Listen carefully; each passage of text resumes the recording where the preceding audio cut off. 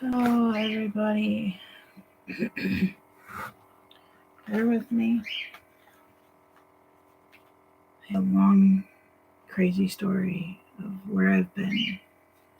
Gonna give it some time for people to kind of come around.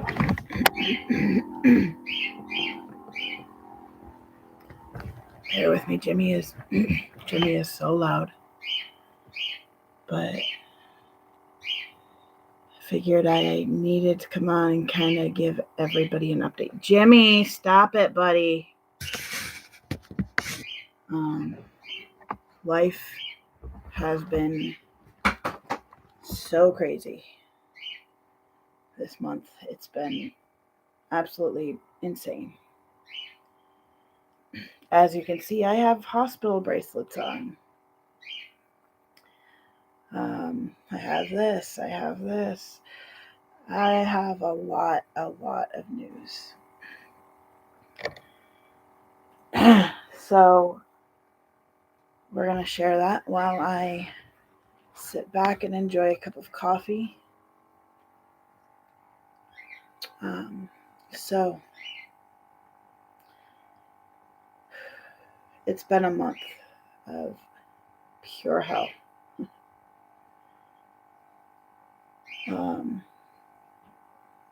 Just absolute, utter craziness. So let's backtrack to before Thanksgiving, to about a month ago, almost exactly, if not a little more than exactly. So I don't remember the exact dates of things, but a month ago ish, I went into the ER because I threw up my feeding tube again. As you can see, I no longer have a nose tube, and we'll get to that. So I threw up my feeding tube again, and at this point, it was the fourth one in 4 weeks. The longest I had made it with a tube in my nose was a week. So I ended up in the hospital. They're like, we're admitting you. We're going to get, they needed to get me in to get a new tube. But they decided to say, screw this. You've thrown up 4 tubes already. We are going to get a GJ tube placed. We're going to do the surgery to get you a good feeding tube that is not going down your nose. So got admitted for that. It took a couple of days to get that in because I was inpatient. I was an add-on, and they were crazy busy. So it was, it took a couple of days to get in. Because as you know, when you're inpatient, you're the one that gets moved around because if schedule changes and stuff, you're at the hospital already. They don't have to reschedule you coming in and your prep and all that. So they got me in, and they got me hey Yuki, they got a GJ tube placed. And that was awesome. So I was in, I think, overnight for that one. And they just had to get my feeding tube rate, going, making sure feedings were going great through the tube. It's in my belly, by the way. I'll show you. It's in my belly. And it's a GJ tube, so it has a spot that goes to my stomach, and then there's a tube connected to that snakes down into my intestine, which is where we do all my feedings. Just like we did before, it goes straight to the jejunum. But I went home and was home for about 12 hours before the tube flipped up into the stomach, and I was in my pain levels were uncontrollable following the surgery. They didn't really do anything to manage pain because a lot of the doctors don't realize how painful it is to get a feeding tube placed. It's painful. Basically, what they do is they go in through your um, like down your throat with and then they poke through from the inside and guide a feeding tube in from the outside. They did not have me under general anesthetic for that one. I was on conscious sedation, and when they poked it, I woke up. It was exceedingly painful. It was not fun. But that particular part of it went fine. The problem was they created a hematoma in the muscle just above the feeding tube.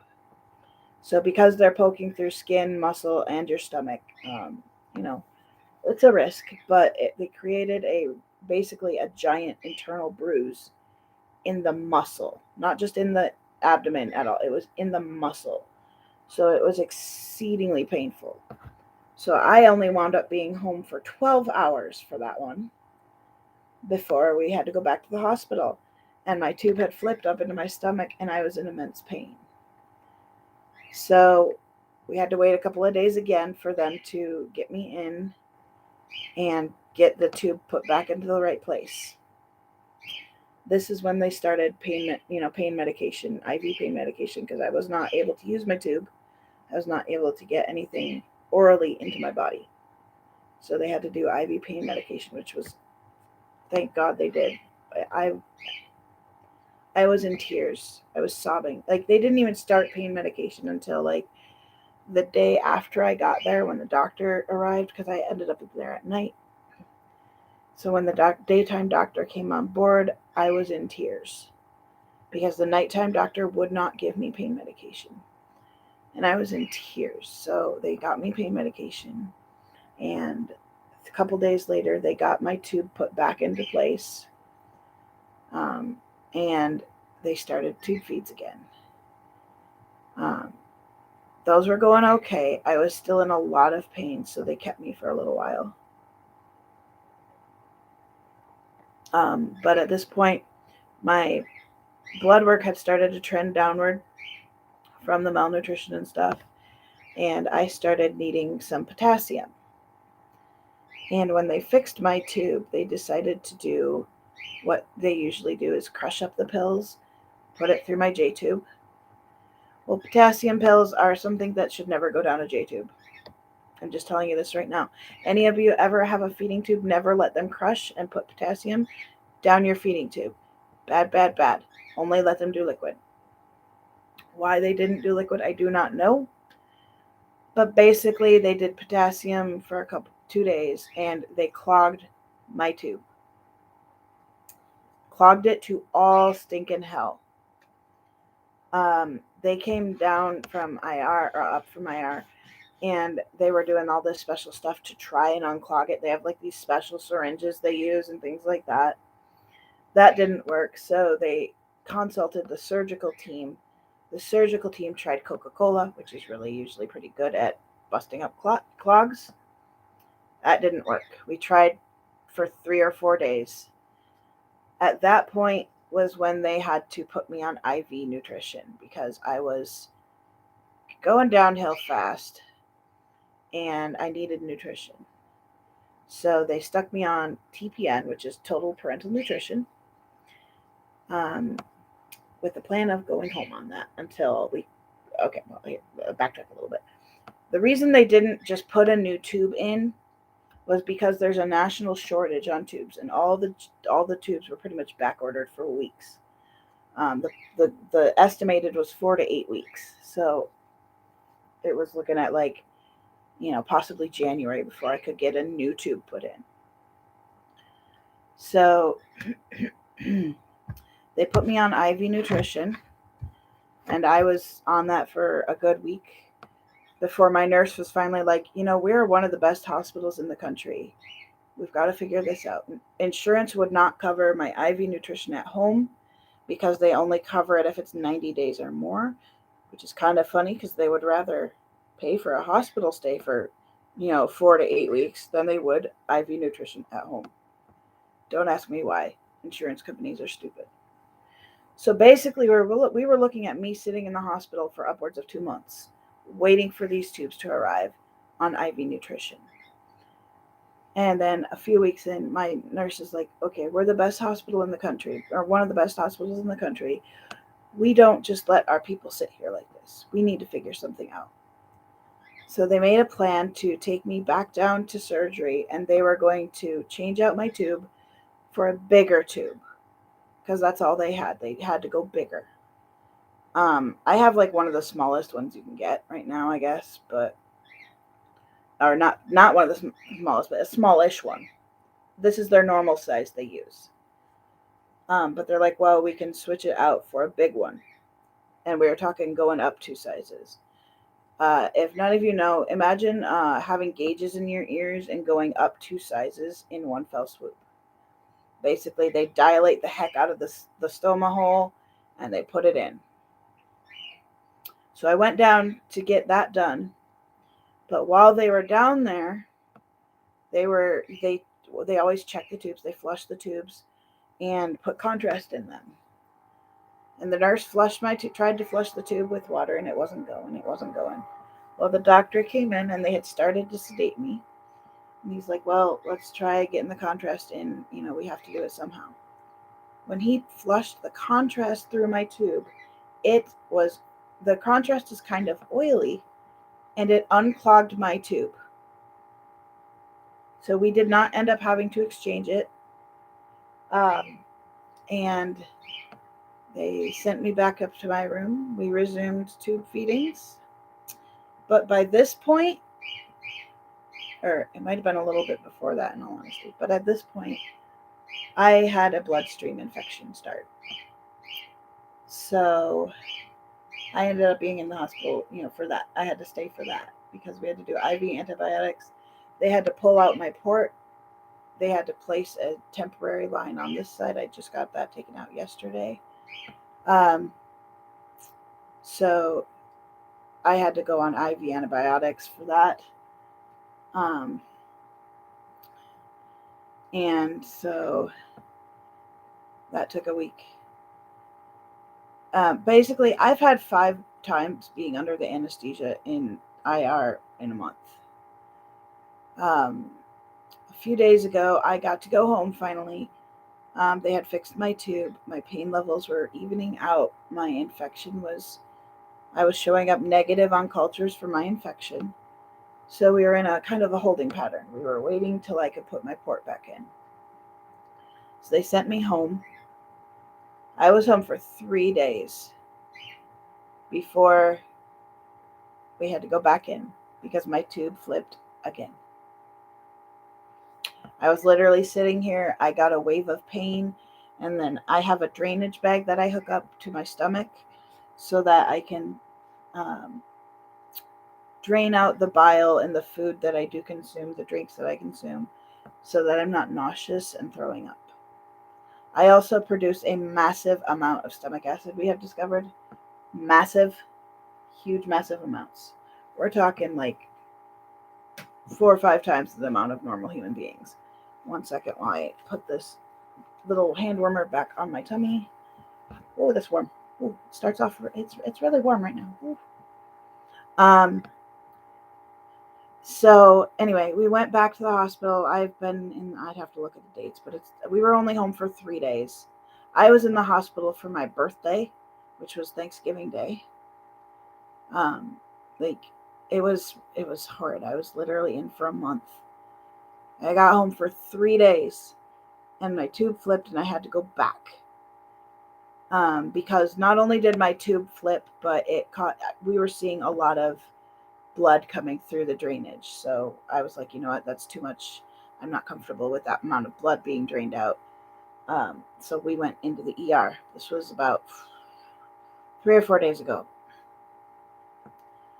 So they put me in the hospital, and the next day next day, I got scheduled to go in to get my feeding tube checked. They were the plan was at this point to replace it because I guess they had gotten them in. And they said after the second time of it coiling like that, between all the damage that had been done to this particular tube, they're like, we're going to replace it. And then I had the brilliant idea. I'm like, okay, I am just about ready to get my new port here. Can we do it at the same time? Can we get both things done together? Which it turns out the answer was yes. So I had my port surgery and I had my tube replacement done all at the same damn time. And that was a couple days ago. I just got out of the hospital yesterday for the third time that month. In a month. But we're doing good. I'm working slowly on my tube feeds. Um, I'm taking it really slow this time because we may have rushed it last time and stuff, and I don't want to risk my tube flipping and all that shit. So, like, this month has just been absolute month from hell. Um, missed Thanksgiving, missed my birthday, I've been. My poor cats are so traumatized from all this. It's not even funny.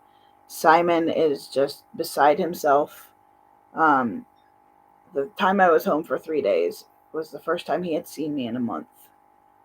And he literally will not let me leave his sight.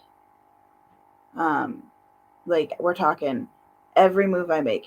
He can be sound asleep, and if I get up, he's going to follow me. And he's even braving, like, seeing, like, out in the living room, like, Lyrica is out there and stuff. He's coming into the living room and, like, sitting there watching me where he can see me. Not all the way in the living room, but braving seeing the dog and getting chased by the dog just so he can be in my line of sight at all times. I cannot shower without him. I cannot poop without him. I cannot go make coffee without him. He is literally attached to me at the hip. He's currently at my feet taking a nap. Like, he is so stinking traumatized. Hi, long time no talk. It has been a crazy, crazy month. I will say that much. But it's kind of funny because when I got home a few days ago, Leo was actually mad at me. Like, he came and said hi, but like he had such an attitude with me. It wasn't even funny. Like, you could just see it coming off of him. He's just like, you left me. And it's kind of funny because Leo's not my snuggle cat. He's a very independent cat. Pretty much, I don't want you unless I want food. Sometimes I want snuggles. But, like, it's all his terms. So the fact that he was mad at me cracked me up. And then, oh wow, I have been in the hospital for an entire month. Technically, it was 3 separate admissions, but they were such short downtime at home that it was basically an entire month in the hospital. I haven't been this bad health-wise in years. This is the first time in about 10 years that I've had a hospitalization like this. My last hospitalizations there was COVID, there was the flu, like when I first moved here. There was like when I had to get one of my ports taken out. The last port, this one. Ah, okay. Um, but like this was just 5 times of being under anesthetic. They weren't all surgeries, but I think 3 of the 5 or 4 of the 5 were technically surgery. I mean, like, but 5 procedures this month. Um, I had a couple of low blood sugars myself, but not that low. Um, but just like the level of medical burnout, 20. Oh shit. Yeah, that's a little bit low.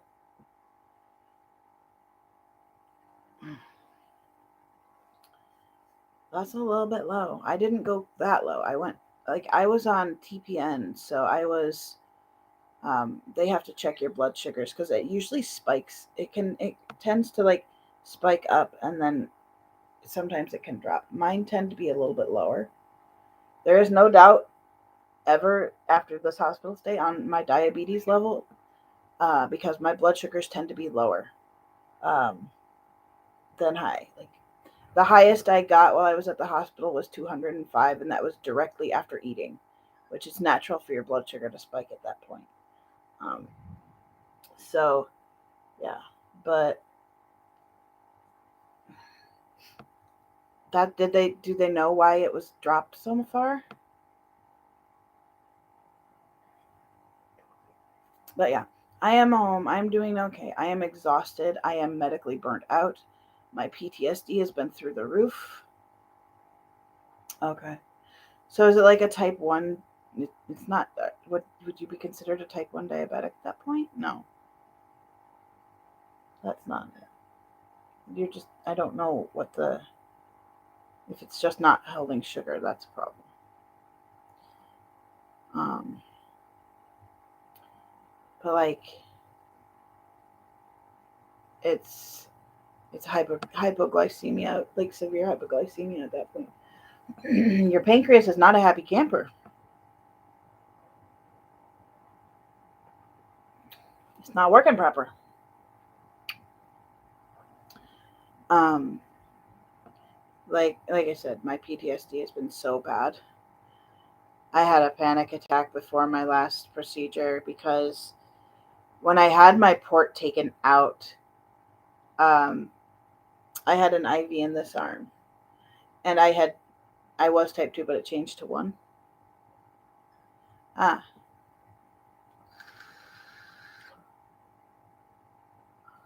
um, I was supposed to be asleep. They call it MAC anesthesia. So it's the same drugs that they use to put you totally under, but they don't give you quite as much. So you still can breathe on your own. I didn't know that it could go from 2 to 1. I did not know that. Um,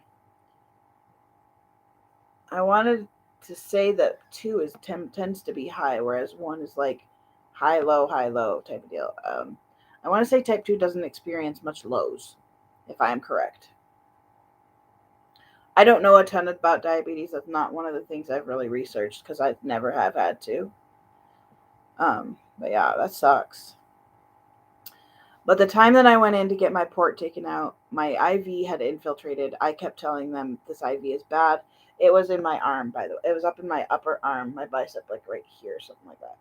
It was, so they were pushing the anesthetic and I was not sleeping. I was wide the heck awake, completely aware. I felt everything. All the 10, 12, up to 15 lidocaine shots they put in my chest. I felt every single one of them. Thankfully, it did kick in when they were taking out the port, so I didn't feel pain. But like I was awake the entire time, and I was not happy. It's really traumatizing when you're supposed to be asleep and you're not. In an not in an OR, but it's kind of like an OR.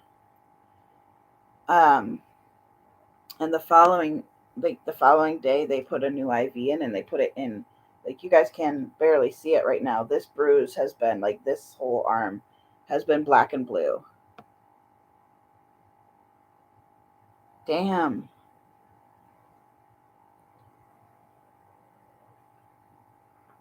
I assume you have a continuous glucose monitor now. Um, but oh, my laundry's done. Yay! Somebody needs to get up and help me with that. So I ended up, like, you could visibly see in this arm, you could visibly see this just giant lump from the medication being pushed into my system, but into the muscle, basically into the fat and muscle instead of into the vein. So propofol is a very irritating drug, mind you. It burns going in a lot of the time. So my arm was, so I could barely move my arms.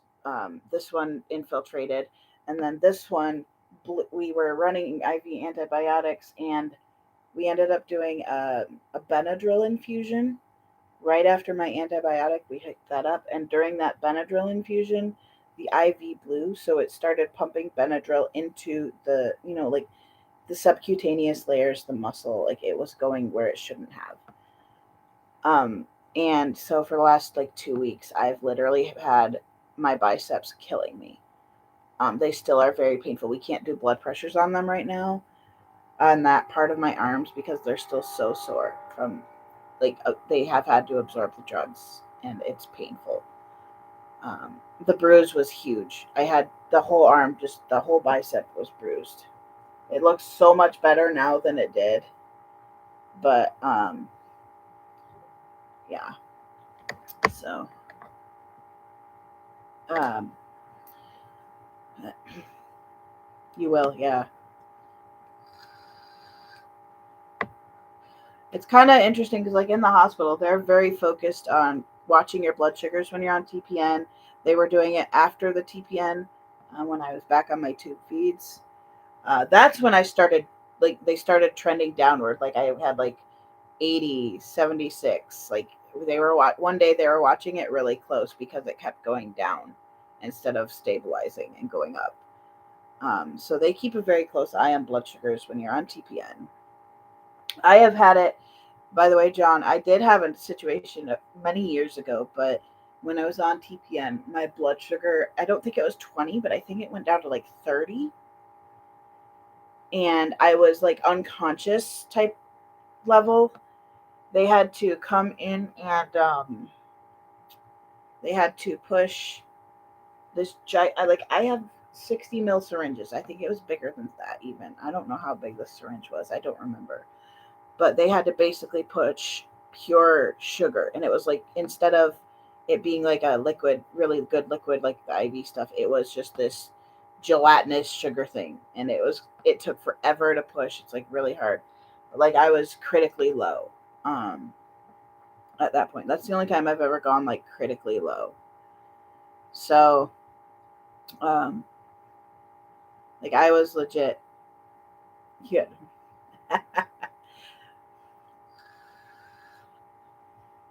I actually made it through this hospital stay without having to have anybody change my diaper. I am shocked. Personally, I probably wouldn't have let them change my diaper even if I had accidents that were, that I could have used help for, just because I'm that independent, and they do a sucky job at diaper changes most of the time. So, like, I had to have them help me clean up after, like, my feeding tube was placed and stuff because I couldn't move hardly at all. I was in so much pain from the bruise that they caused internally. Like, I couldn't wipe my own butt. But that's the benefit of I having not bowel incontinence most of the time. I mean, I am bowel incontinent, but like, I have the somewhat forewarning of going to the bathroom. So because I was like, they didn't do fluids like they should have for most of the time. I was rather on the, like, based on my urination, I went for a week without having an actual wet diaper because the only time I peed was if I sat on the toilet to poop and I pushed out poop, I would pee. So, like, I went for like a week with no wet diapers, which is not good when you have POTS, but I was okay. They just weren't giving me the normal amount of fluid that I'm used to. So, um, yeah, but they had to help me wipe my ass quite regularly, and they did a terrible job at it. Like, they they really need to they really need to work on training not doctors, but the aides and the nurses on how to actually wipe an ass, because they just do the visible cheeks. They don't. It's like, okay, you're ooh, that's bad. They don't get in there and clean you up like they should. And I guess it's different with me because I have no colon. So, like, my poop is different. It hits my skin differently. You have to clean up a lot more. Um, but they need some training on how to do diapers and changes and clean up a little bit. But I am also just that stubborn human being that I did my own diaper changes because I wasn't having to clean up messy diapers or anything. I literally just was like, I have been in this diaper for 24 hours. I'm going to change it. And it was a very slow, painful process. Um, but here's hoping that I am on the mend and out of the hospital for quite a long time, because, like, I don't have to go back for any tube changes. Like, the type of tube I have can basically just be in there for years. Yes, you can have them change it. I will probably at some point have them try to put in a button tube thing. We'll see what they do. We shall see. It's called a low profile tube. If my tube ever flips again, I'm demanding the surgery to have them put separate tubes in, So I'd have a G tube and a J tube button thing. It's called a straight J. I'm trying not to kick my cat. He's right at my feet. But hopefully, fingers crossed, this tube functions well and doesn't do the stupid flippy dippy thing. But we are definitely still full in recovery mode here. Like, I feel so bad for my business. Like, about a week into the hospital, I had to like shut down all my listings. I didn't shut down my shop because if you go on vacation on Etsy, it totally screws up your standing on the pages. Whereas if I just deactivated listings and reactivated them, then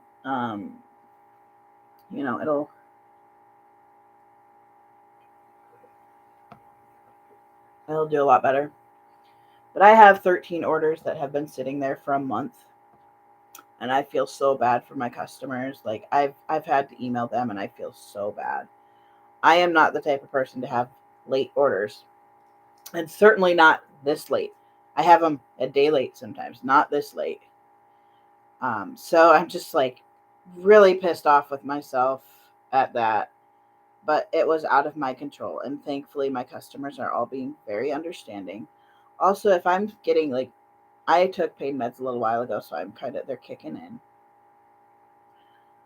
I only have a couple more days of pain meds, unfortunately, so hopefully everything chills out.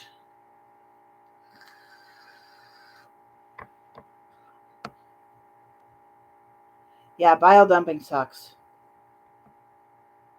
I do that. My body also produces huge, huge amounts of stomach acid. We're talking like a liter of it a day. Well, not probably more than a liter of it a day, actually, because a liter is 1,000 mils. We're talking about 1.5 to 2 liters a day of just pure stomach acid. We didn't really realize how much I was producing until we started, draining my stomach all the time. And it's just like, holy fuck. Now, mind you, some of that is I am still consuming drinks and stuff like that orally, but I do drain them if I need to. Like right now, I'm not hooked up to my drain because I need to go empty it from overnight. But normally, here's my tube. This is where they inflate the button. Yeah, most people with gallbladder have bile dumps. There's a lot of, actually, I would do some research into it, John. There's a lot of like, once you get your gallbladder out, they don't really tell you this, but there's like digestive enzymes and shit that you're supposed to take to keep to help your body out with avoiding the crazy bile dumping. I didn't realize I was bile dumping for so long because I have no colon. So I didn't really grasp the idea that I was bile dumping until the gastroparesis got worse and I wasn't eating as much and I started having like straight acid poop all the time, and it would hit really, it would be a bile dump. But because I have so much acid that my body creates, so much bile, so much, I was literally constantly just pooping bile all the time, all the time. But anyway, this is my tube here. It goes right into my stomach. I'm not going to lift up my shirt too much. I have a tubey pad on. I already hate these. Amazon's getting a bad review. Sorry, they suck. Never fear. As soon as I can sew, I will be making my own tubey pads. I will probably purchase some as well, just so I can see what I like.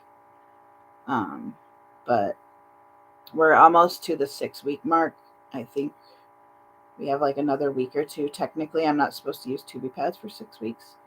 But right now, I'm too lazy to get up and get more gauze out of my closet.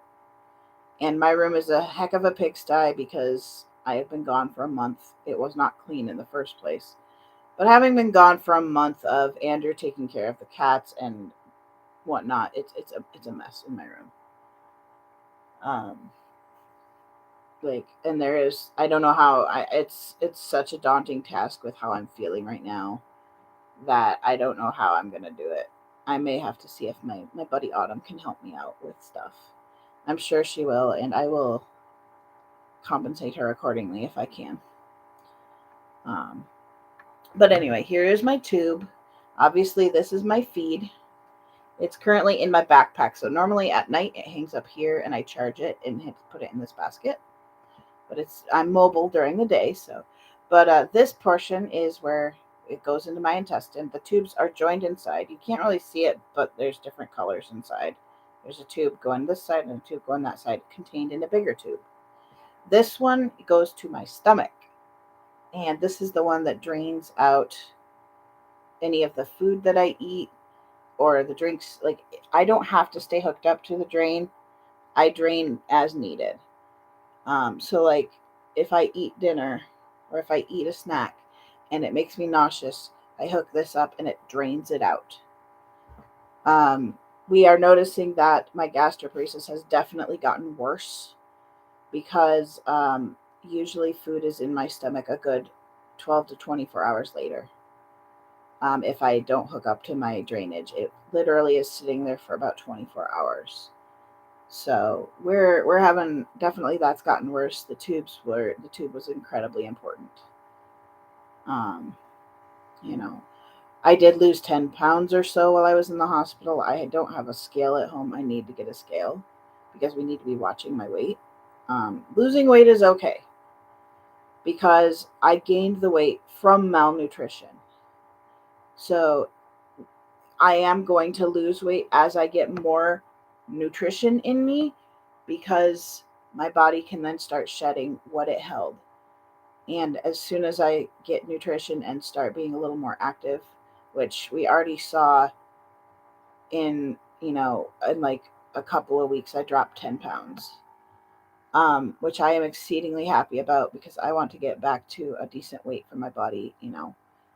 I'm very, very overweight. I gained 100 pounds in about a year and a half. So it's time to get the healthiness back in shape.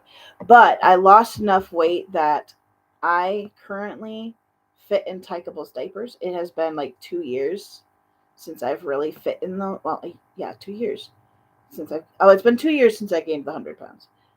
Um, I finally fit in Tykeable's diapers, which is making me so very, very happy. Because Tykeables is hands down my favorite diaper as far as fit, function, all that stuff. Like, or not fit and function. As far as function goes, like I like the hook and loop tapes. I've been waiting for the day that I fit in Tykeables diapers again, and I finally fit in Tykeables diapers, and I am so fucking happy. I ordered a mixed case of 80, and I got the blue camos, I got the waddlers, and I got the little rascals.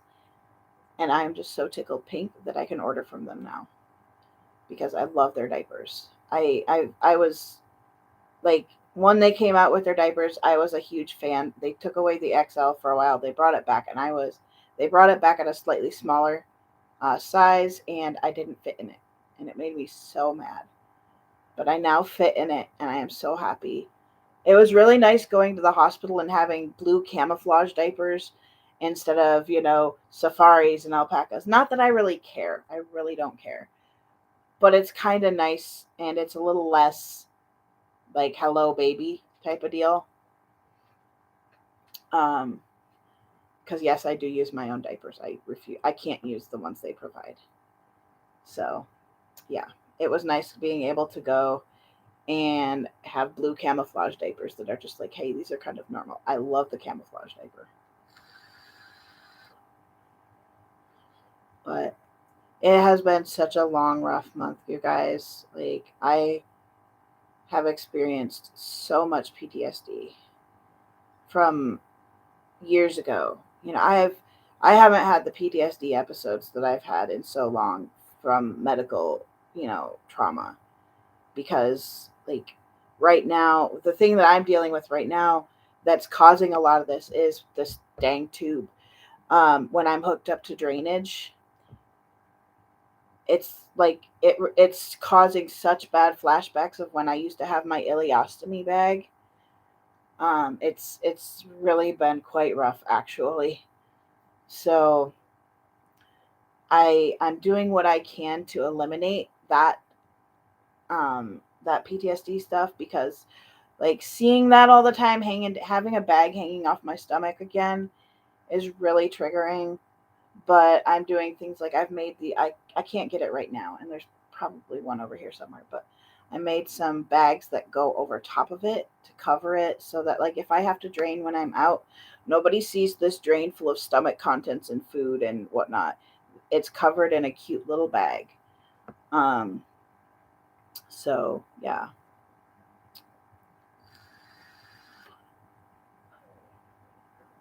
But I'm doing what I can to I actually need to hook up.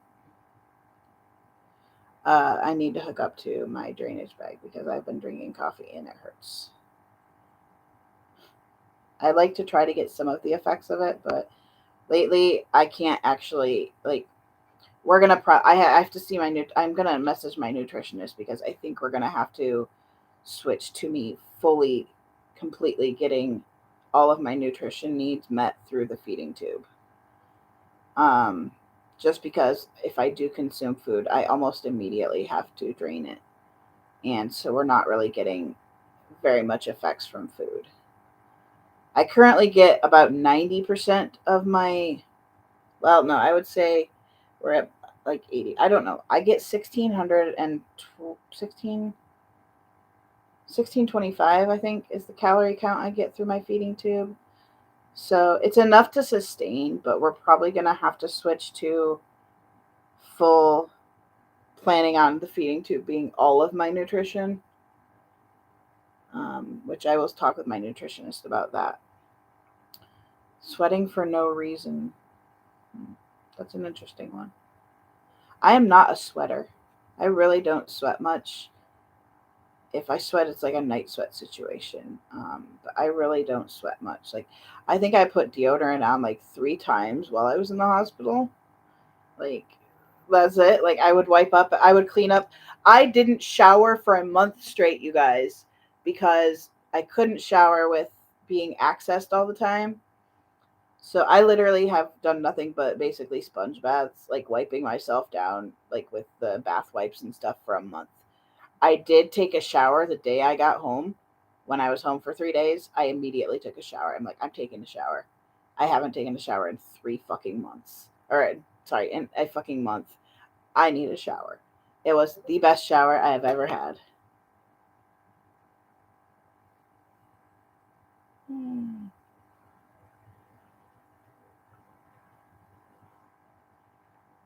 Oh, I can't type. Um, so yeah. Anyway, I'm going to go ahead and go. I have to make some phone calls and stuff like that. We're getting just everything situated from that. At some point today, I have to. My driver's license has expired, and I am no longer allowed to drive. So we have to go get me a state ID, um, and stuff like that. So we have a lot I have to do, some errands and things like that, and I just, yeah, it's a lot. Getting home from that, such a full time job being this sick, you guys. It's a full time job. So anyway, I am going to hopefully be a little bit more active streaming as I start working a little bit more. Probably not for a couple of weeks, but I'm hoping to get back into the swing of things here. We do have to let the port recover for a little while. It's doing really good. Ice packs are my best friend right now, and my pain medication went for as long as I do have it. We'll have to see if that gets extended or not because the pain's still quite bad. But I'm plugging through, and hopefully I will become more active, and hopefully I will stay out of the hospital and all that jazz. So anyway, I'm gonna go. You guys all have an awesome day, and I will see you when I see you. So bye, guys.